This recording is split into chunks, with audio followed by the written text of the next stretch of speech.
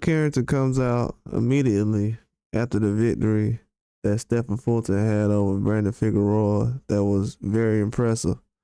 Told a lot of people to expect some big things coming from Stephen Fulton when it came to that situation. But Carrington was at the fight, taking in the festivities, and he was focused. Basically it was a business trip because the first thing that he said after Carrington, after Stephen Fulton got the victory, Carrington came out and said that he's better than Stephen Fulton. Feels like he could take the fight and become a champion. He actually wants that fight in the future, near future. It's soon, if it can happen. I actually like that he's saying this because that would put him in a position where he could have a belt if he was to possibly want to get an in-away fight, instead of sitting back and trying to wait and get himself in position as far as a contender. He's trying to go ahead and try to go straight to the belts, which is a very smart thing. I think that's something that a lot of these guys need to try to look at because Stephen Fulton is not really getting called out as much as you'll think. I've only seen a handful of guys say they'll fight him. Elijah Pierce and Carrington so far. Probably some other names. Pretty sure you could throw Angelo Leo out there. He would want a rematch. That could be a unification. So Fulton has a lot of good options.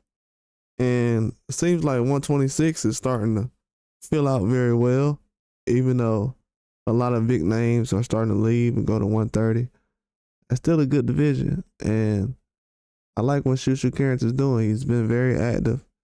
He needs these fights under his belt. And didn't feel like the last two performances were going to be extraordinary, but have high expectations, just the same way as with Stephen Fulton.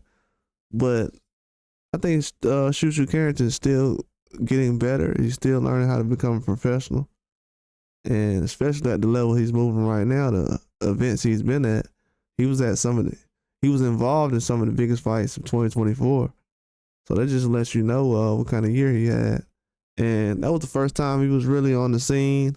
Wasn't a main event fighter, but, being able to be on the undercards and be someone that people are actually coming to the fight to see or tuning in to watch, that's a huge turnaround from where he was a year or two ago.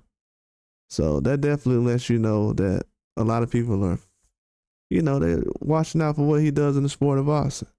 As well as with Stephen Fulton. He's a guy that people counted out after the in-away fight, but after his performance tonight, a lot of people are hush-hush. They don't really want to comment because they know that they didn't really tune in and know how good he really is. They seen one performance and they kind of painted a broad brush over him, but, this is just the same way with Carrington's recent performance.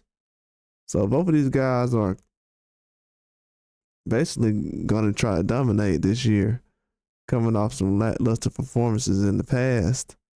But I like the performance from Shushu and Stephen Fulton. The last two performances they had, the last performance they had was very decent, especially the Figueroa fight tonight.